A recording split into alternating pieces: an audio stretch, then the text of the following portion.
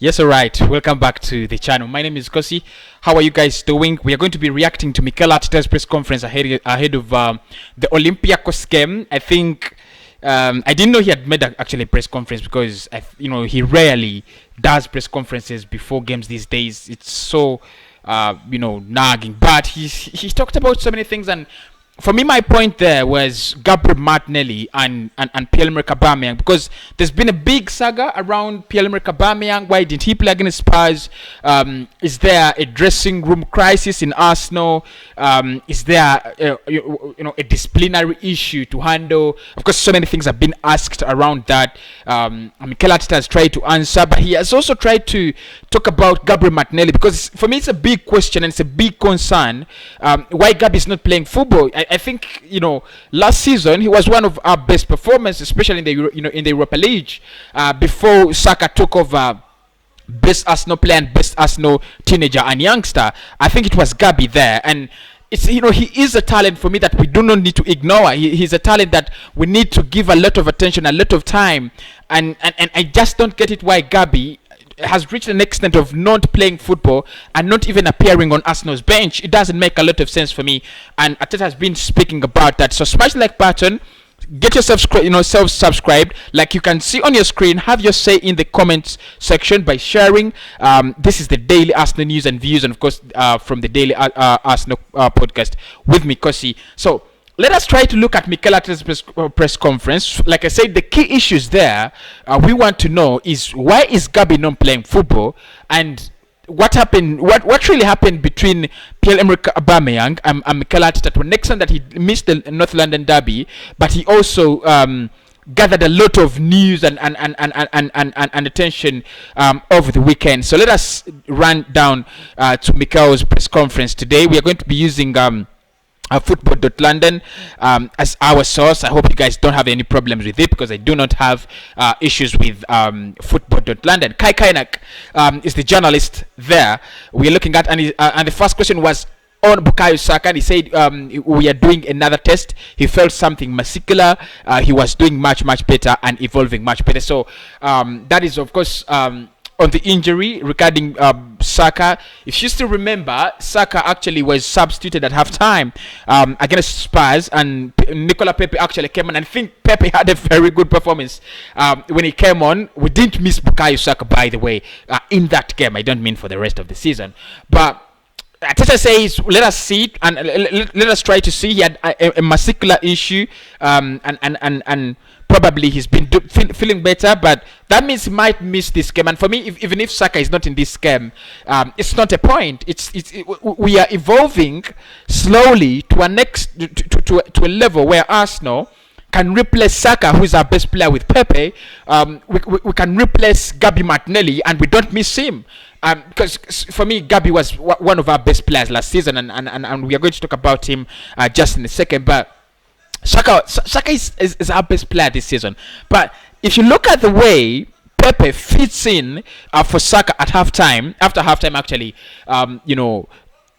against Spurs, it's promising. If you can have that kind of competition in every area, next season, probably then you can think of Arsenal, performing the miracles and finishing in the top 5, top 6 there. But for now, I think Saka might not actually be playing against Olympiakos there. Now, again, on Gabriel Martinelli said, no, if anything, it's my fault. He's done everything perfect. His attitude cannot be any better. He needs a little bit of patience.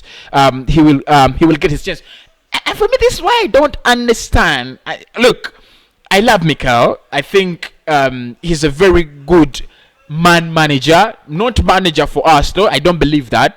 I think we should actually replace him. But he's a very good manager. And there's so many manifestations to prove that he's a very good manager, especially when it comes to individual players. My question is, there are times when he doesn't give players chance, and I'm asking, what do they need to do to get their chance? If he doesn't play Gabi against Olympiakos in the second leg, I'm going to be done. Like, I'll be done. I have no explanations.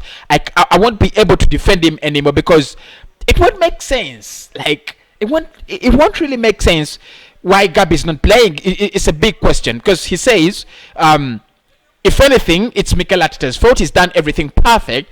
And remember, Willian has got multiple chances to the level where he is right now. Pep has got multiple chances. Granit Xhaka has got multiple chances. And these are people who have got chances when they don't deserve them, when they have got chances and spoiled them and turned water into dust. Martinelli is the opposite thing. He's the character, the pace, the way he wants to play, the quality he adds to Arsenal. Because for me, ASR, that's Smith Rowe, Saka, and Gabi Martinelli. Of course, they are so young to play, together, three of them, and take Arsenal throughout the season. But I think one of the things I really do like about them is all of them offer something different to the club, and that thing pushes the club forward. And for me, that is why I rate them. I rate them so much. Emily Smith Rowe is gonna break through the lines. Gabi Martinelli is very clinical. Actually, Gabi is the most clinical youngster at Arsenal.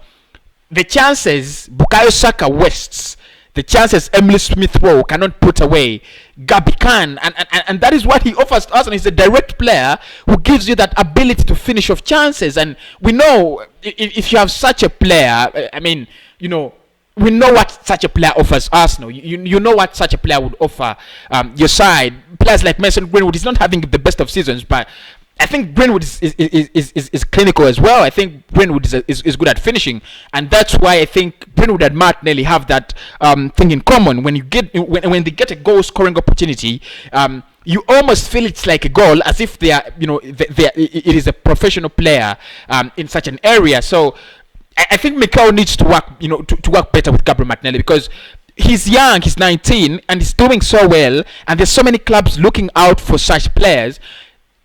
If at any time he feels not important at Arsenal, he's gonna decide to leave, and it's gonna be totally on our fault. It's the same thing with William Saliba. It's the same thing with Matteo Guendouzi. Of course, the circumstances surrounding Matteo Guendouzi not playing for Arsenal are quite very different, and you would understand the disciplinary issues and so on. But Gabi is having a clean slate on his name. I don't know why he's not playing football, but let's see. If I don't want to speak so much, but I was disappointed because he was not on the bench against Spurs, and I pray it doesn't happen again. But let me see whether he's going to give him 90 minutes against Olympiakos. So Arteta, speaking about injuries, he did say that everybody is more or less okay. We had a few doubts, but hopefully everybody is going to be involved. That is according to Mikel Arteta on the injury update around the game. Elneny to attend, he says, as well as hearing from Mikel Arteta, we're also expecting to hear from Hamad Elneny of Arsenal against Olympiakos this afternoon. Tierney doesn't feel the cold. Speaking of Kian Tierney, the Scottish fullback has made something of a reputation for himself for wearing a t-shirt and shorts no matter the weather. Of course, everybody would understand that, wouldn't. Tierney for captain. Aubameyang is certainly the Arsenal captain for now, but Mikel Arteta may well have found himself a new contender for the future. Fans have been loving the leadership of Kian Tierney showed on Sunday's North London derby, and after one particular moment, they are starting to believe he could be next in line to wear the armband when the Gabon striker eventually leaves. But let's first talk about that. There's so many things that have been spoken around Kian Tierney becoming captain, and the leadership issues at Arsenal. I think that is where first and foremost we need to talk about. Before we even talk about Kian Tierney, we need to talk about the leadership issues at Arsenal. I don't know what's going on at this football club. At one point in time, we had players like Robin van Persie, we had players like Vermaelen, we had players like Santi Cazorla, you had players like Cesc Fabregas, you had leaders. That's what I'm trying to mean. You had leaders in this football club, and now players like Granit Xhaka, players like Pierre-Emerick Aubameyang, with all the respect they have, there is no leadership at Arsenal. We are playing like kids that do not have someone to tell them, go this way, try to do this, this is how you should do things. and it's awful. It's affecting us, especially on the way we organize ourselves on the pitch. You see players lose the ball and they don't try to chase because nobody's gonna try to push them to do that. But for me, Kiantian is a good player. I don't know how much of a good captain he can make. Because I've not seen so much of his leadership skills, especially in Arsenal. But one of the things I do like about him is he can talk. And it's this thing I wonder about Pierre-Emerick Aubameyang. Why did he become captain when he can't even talk? But then I remember why Arsenal makes players captains when they do not want you to leave, when you have had a good season, when you've been at the club for so long, they'll make you captain. So I think the reason as to why Pierre-Emerick Aubameyang is captain is quite very clear to all of us. So nobody can actually say, "Oh, Aubameyang is captain. We don't understand why." No, that would be, utter, hypocrisy. We know why he is captain. The new position for Gabriel Martinelli.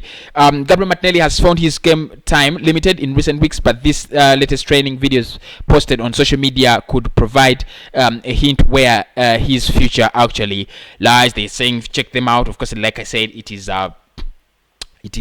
football.london. Aubameyang controversy. Arsenal come into the game off the back of a win in the North London derby, but the game was not without its controversies. Mikel Arteta chose to drop Pierre-Emerick Aubameyang for the game due to disciplinary issues that has split the Gunners fan base and our writers down the middle. You can read what Kai Kainak and Chris Whitley make of the issue there. Last time out, while we wait for Mikel Arteta to arrive, of course this was before he arrived, and then they were talking about so many of the things. But I think now that is it. Mikel Arteta's press conference. We can't talk anymore, much more about that, unless you have issues. Because for me, I don't have any other questions around that. My biggest question was why Gabi is not playing, and Arteta says it's totally on him.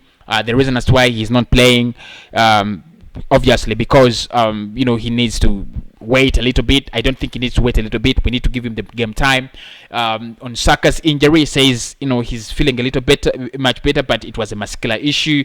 So let us pray that actually goes down very, very well. Unless there is anything you guys want to talk about, but of course, if there is anything you want me to talk about, have your say in the comment section. Why not? And of course, please do share with your friends such videos, because they are purely Arsenal content. I'll be coming back. I might not come back today because I've shot 2 videos, but I'll come back either tomorrow in the morning and talk about much of the Arsenal speculation, especially when it comes to transfers and the summer. Then I'll also talk about I'll do the match preview of the Olympiako game, and then we shall hit the ground running with more and more stories.